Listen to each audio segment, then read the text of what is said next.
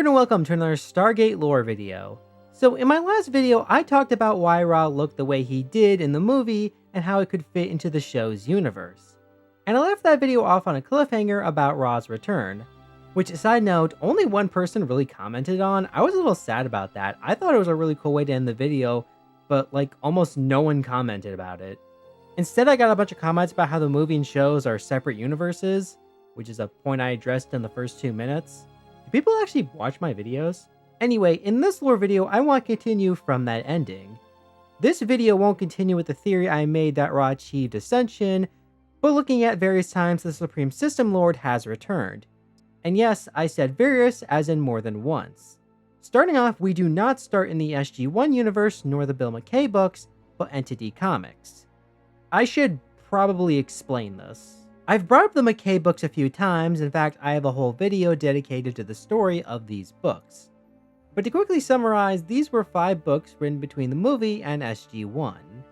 They're based on notes from the movie and exist in a universe more in line with the movie. The first book in the series, Rebellion, later got a comic adaptation. This was made by a company called Entity Comics, who also made a 4-part comic book adaptation of the movie. I guess this company just really liked Stargate because they ended up making their own continuation of Stargate. I've not had a chance to read them all yet, but from what I understand, they are not set in either the books or the show's universes. They are their own thing and are a direct continuation of the movie. There's not a lot of these comics. There's the 4-part Doomsday World, Underworld, and relevant to this video, One Nation Under Ra, where the comic's main character, Dr. Joe Murphy, ends up on a planet still ruled by a very much alive Ra. Except, this isn't Ra. His true name is Ferret Ka, and he's just some guy. Like, I assume he must have been part of some ruling class on the planet, but we don't know for certain. All we do know is he took on Ra's identity when Ra didn't come back, since he knew the world would be thrown into chaos, and that no one would be fit to rule in Ra's place. In case you were wondering, he escaped when the world he was on rebelled against him, so in theory he could come back. Regardless, this is the first of what I'm labeling as fake Ra's, beings who claim to be Ra but are not. Next we move on to a Ra from the System Lord plot hooks. This was an online supplement to the Alderac System Lords RPG. These were mostly just written down concepts, but one of them was a new Goa'uld emerging onto the galactic scene. One claiming to be Ra returned from the dead.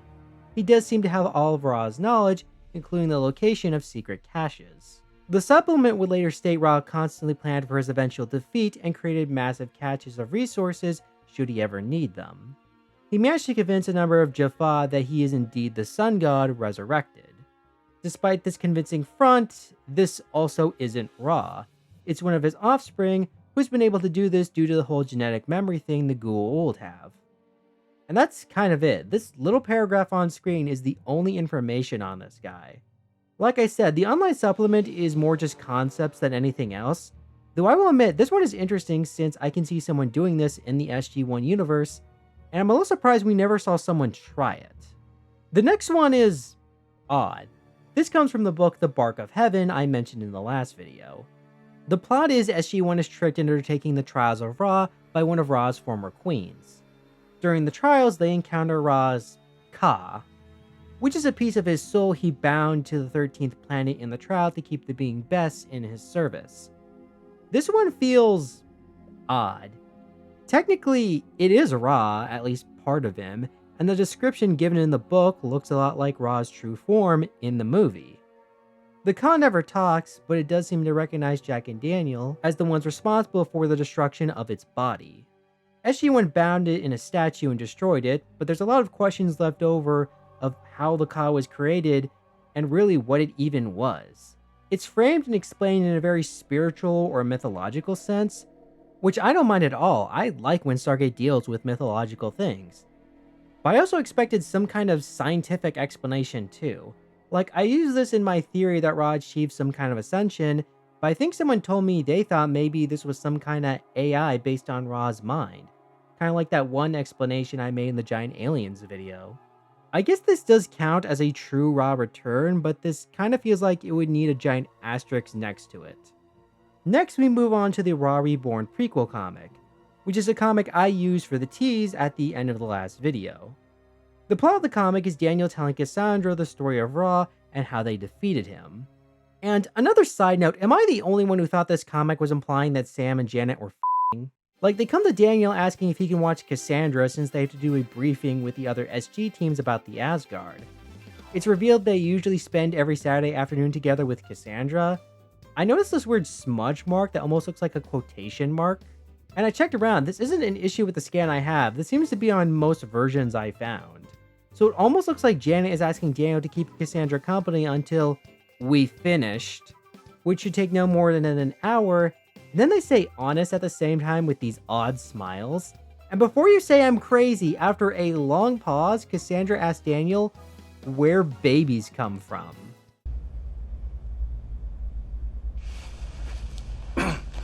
What? Okay, yeah, it ends up being a joke that Sam asked her to do, but I was so confused for a good minute. Anyway, Daniel tells the story, the two come back, but as Cassandra leaves, she asks Daniel if they're sure Ra is dead. And as he says yes, we see on Abydos Ra has returned. And okay.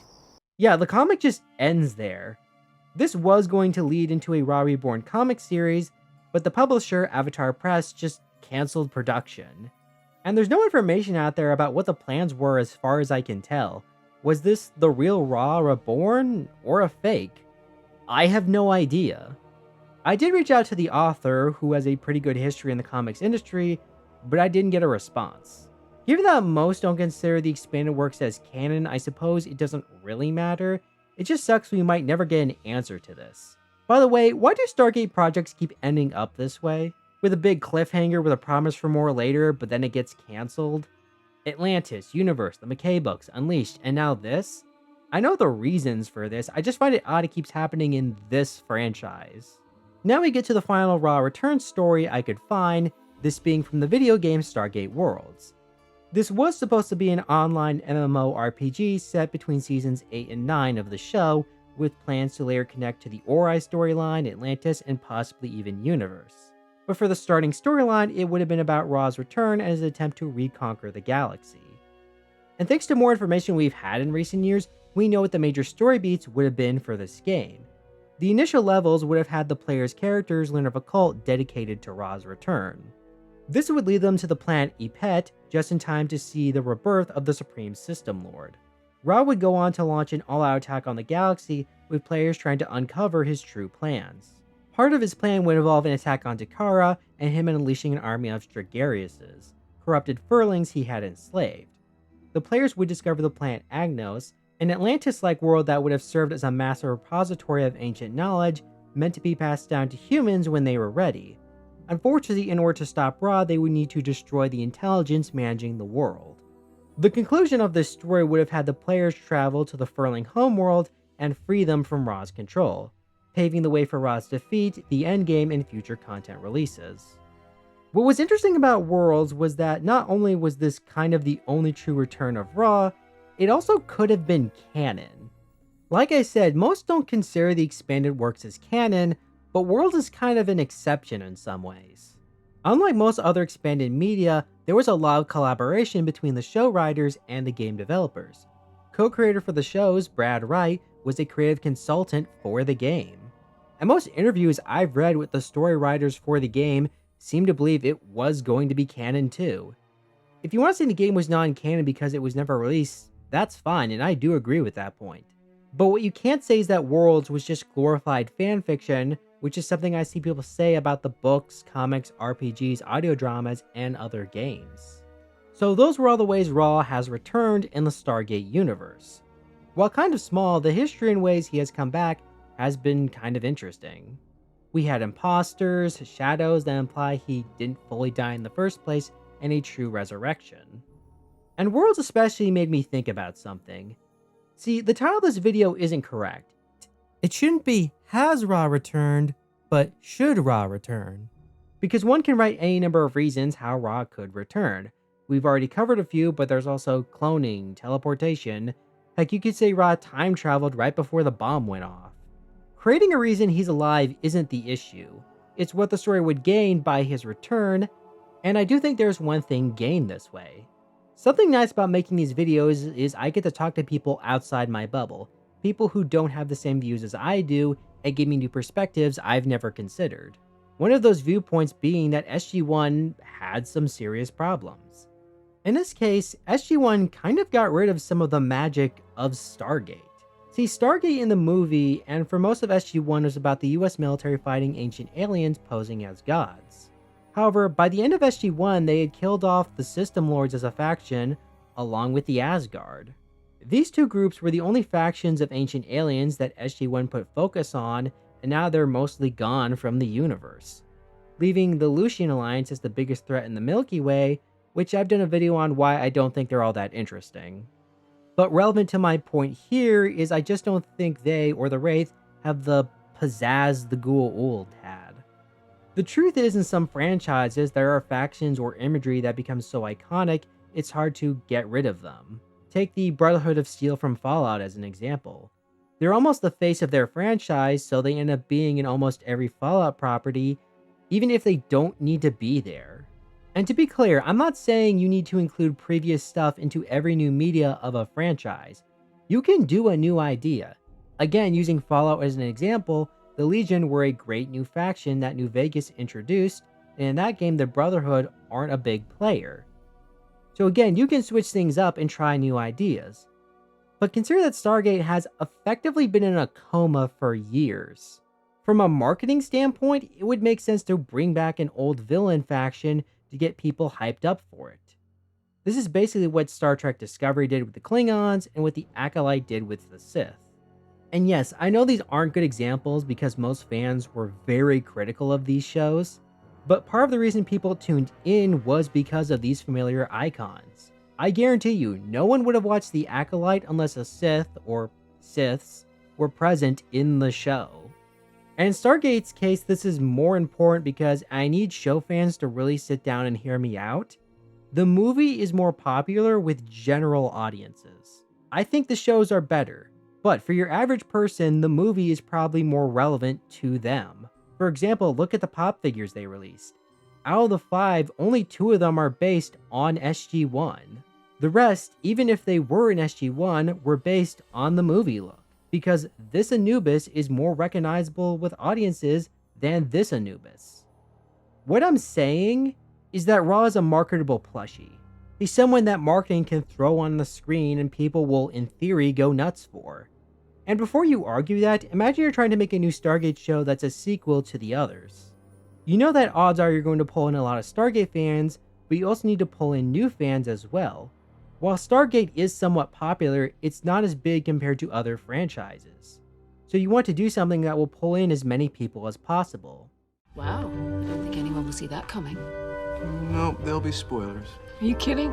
It'll be in the commercial. You can either market something entirely new, but that might alienate old fans and new audiences might not take to it. You could try to use the material left over from the end of the shows, which really only leaves the Lucian Alliance or the Wraith. The Lucians, who are just space gangsters in black clothing, which you can really throw into almost any sci-fi work and they would look the same. The Wraith admittedly could work, but keep in mind we are looking at this from a perspective of someone who isn't familiar with Stargate. And from that perspective, the Wraith just might not have the look or feel to bring people in. It's not that they have a bad look and no interesting qualities, it's just they look a bit too similar to other things from other franchises is all. The third option is you could bring back a villain who was defeated like Ra. Ra and the Goa'uld have a very distinct look that is unique to this franchise. And because he comes from the movie, which as I said is something your average person is going to know more about, they might be willing to tune in alongside regular fans. Not to mention the questions that would rise from his return. How is he back? Where has he been? What has he been doing? What are his current plans for galactic domination? And look, I understand there's more to writing a new series than just having a recognizable villain or imagery. A reason a lot of other projects fail when they do something like this is because they rely solely on the past nostalgia to carry them, instead of trying to make new characters and situations to go alongside the old stuff. Bringing Ra back alone will not save any new Stargate project, but I'm convinced it would be a step in the right direction. But what do you all think? Do you think bringing Ra back would be a good idea? Or would you prefer Ra remain dead and blasted into a million pieces in space? Tell me your thoughts in the comments below. Leave a like and subscribe. Follow me on my social medias. And remember... Thought he was dead, gentlemen. Which is it? Oh, he's dead. He's definitely dead. I mean, the bomb... I mean, he's got to be dead, right?